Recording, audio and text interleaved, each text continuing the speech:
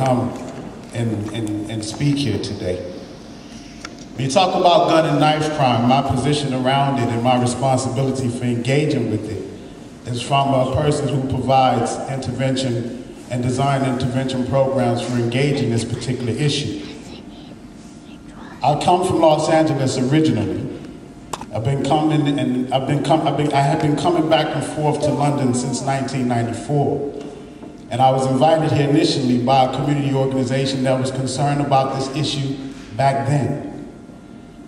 And for the last 7 years, I've been working here in West London for Catalyst Housing, providing programs and services to tackle this issue on the estates that they manage, particularly in the North Kensington and Brent area.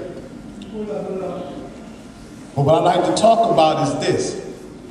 When I was 17 years of age, I was living in South Central LA. And in South Central at that time, we had about 200 murders a year. Every day, when I would go to school, I would always have to worry about violence. To the point that when I was 14 years old, my mother gave me a gun to protect myself. And you might say, what an extreme position for a mother to take. Well, after hearing about the murders every weekend, when we got back to school on Monday, it was a discussion about who survived the weekend. And my mother, not originally being from Los Angeles, was concerned. So she did what she thought she needed to do under the circumstances.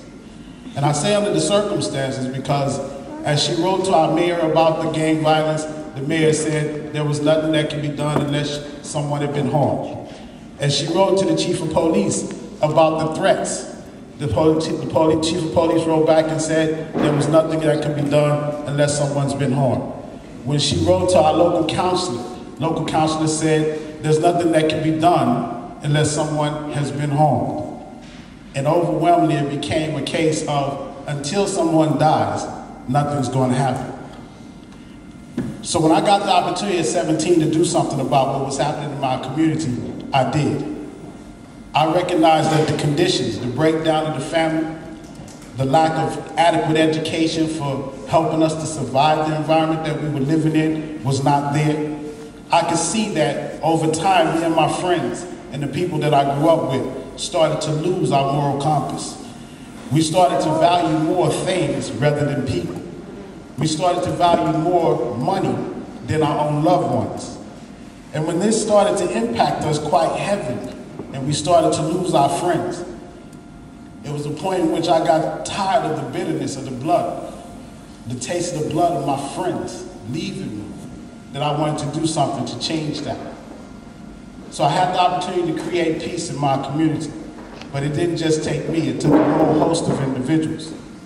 And we focused on restoring the purpose of our community, taking back the hearts and minds of our children from the negative influences and the negative conditioning that they have been exposed to, the bad ideas coming from television, the bad ideas that sometimes came from people that they were left with, sometimes at school. The community started to get more involved and take responsibility for making sure that these things would no longer impact our children to the point to where we started to lose our minds and no longer have the heart to do what was right. So with that, we brought about community change. We started to bring peace and prosperity back to our community. But it was not worth having if we were not going to protect it.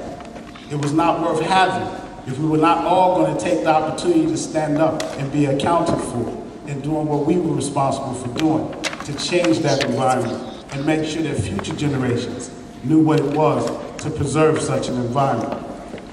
So ultimately, my message today is the murder, the death, and the killing that's taking place is something that the community itself is going to have to stand up and be accounted for and take responsibility for and say no more, and then start to take the actions to bring about the change. And it will mean putting a bit more time into the community.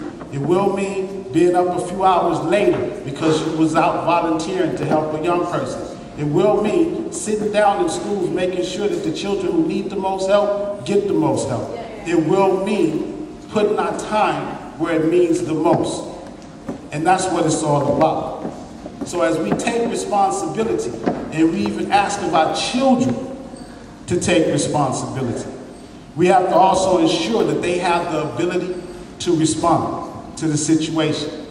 Let us not put responsibilities upon them that we have not prepared them for, nor have we as a community provided the infrastructure to support them with, and taking the responsibility of putting an end to the violence that's taking place in this community. And as long as I'm in the UK, and I've been here for 7 years, my family is raised here, my children live here, I work in West London, Catalyst Housing, I will do all that I can in my position to not only continue to support the young people that I work with where I'm based, but encourage them to take the message all over West London and the rest of London until everybody can see that we have the power to stop the killing. Thank you.